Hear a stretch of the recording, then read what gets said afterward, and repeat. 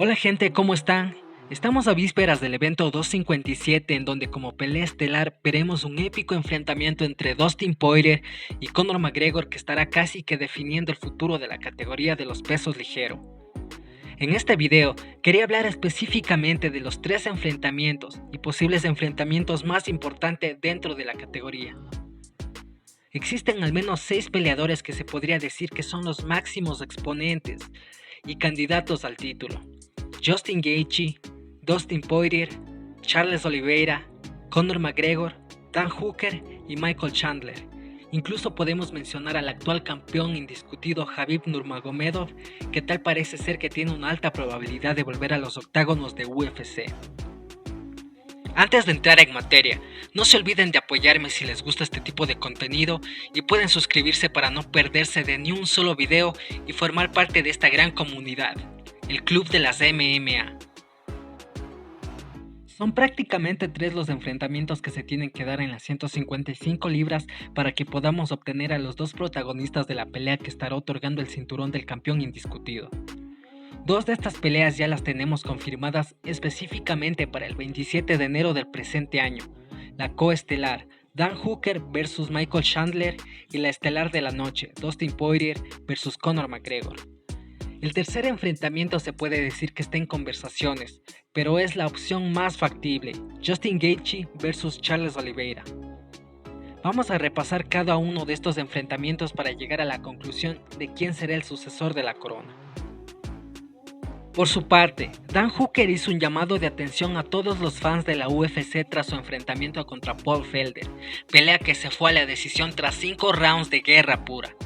Tras una victoria en la decisión, Dan no quiso dejar pasar su oportunidad e intentó de todas las formas posibles llamar la atención de un Dustin Poirier que en ese entonces había declarado que no volvería a pelear en las 155 libras al menos que se creara una nueva división.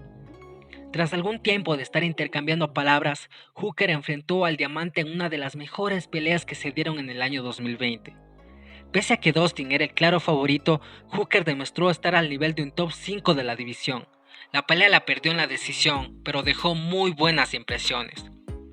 Por el otro lado, Michael Chandler ha dado mucho de qué hablar ya que fue el escogido por Dana White para ser el reemplazo entre Khabib y Gaethje, por si alguno de los dos tenía algún inconveniente para presentarse a la pelea. Todo esto más si tenemos en cuenta que hace algunos meses apenas había firmado con la UFC. Eso explica por qué ni siquiera vemos a Chandler en los rankings. La última aparición de Michael en un octágono fue en agosto del 2020, cuando todavía formaba parte de Bellator. En aquella pelea enfrentó por segunda vez a Benson Henderson y lo mandó a dormir tras un potente jab y una seguidilla de golpes en el Ground and Pound. Sinceramente no menosprecio a Chandler, sé que ha tenido una muy buena carrera, pero hay que tener en cuenta que los monstruos de la UFC son diferentes a lo que él ha venido enfrentando. Pienso que actualmente, hasta este Tony Ferguson que se ha visto algo disminuido, es capaz de complicarlo mucho.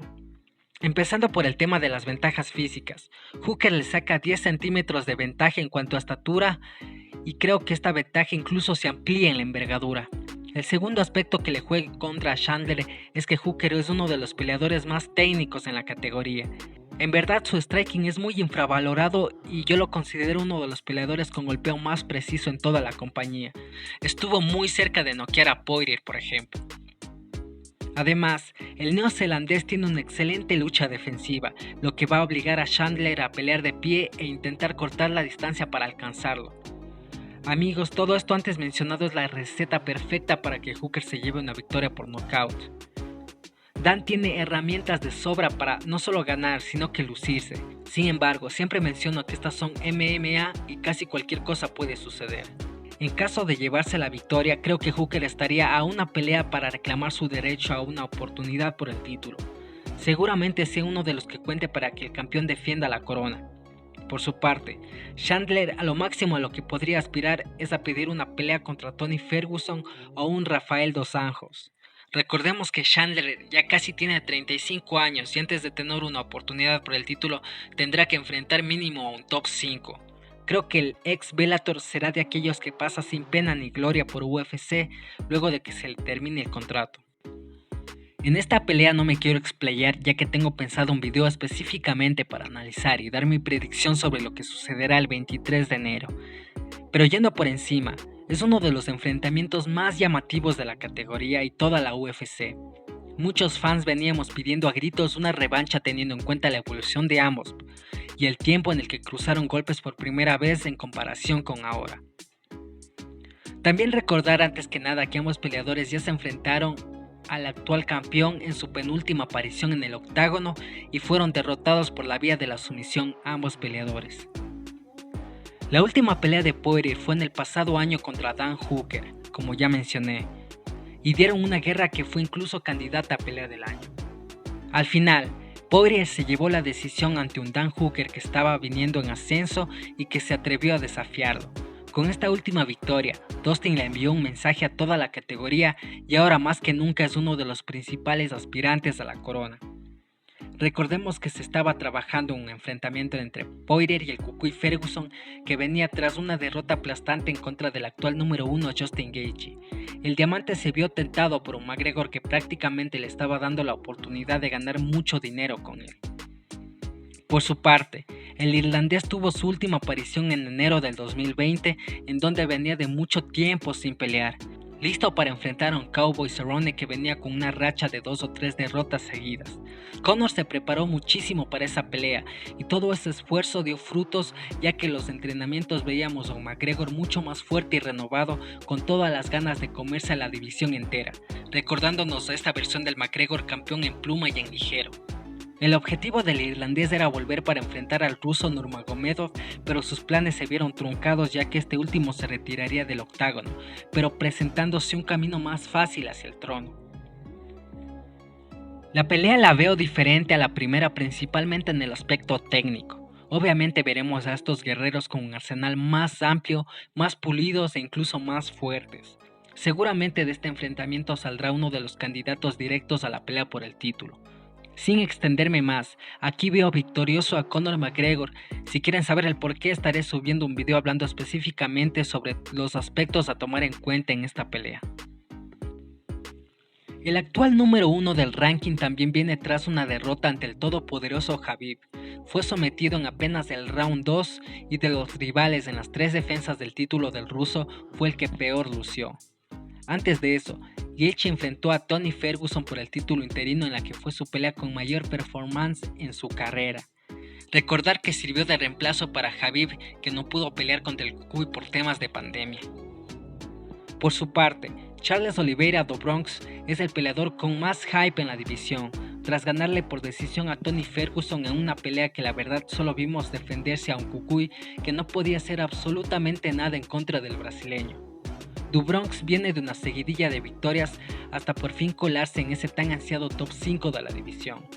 Actualmente, Oliveira está a una sola pelea o incluso ya puede ser tomado en cuenta directamente para su oportunidad al título.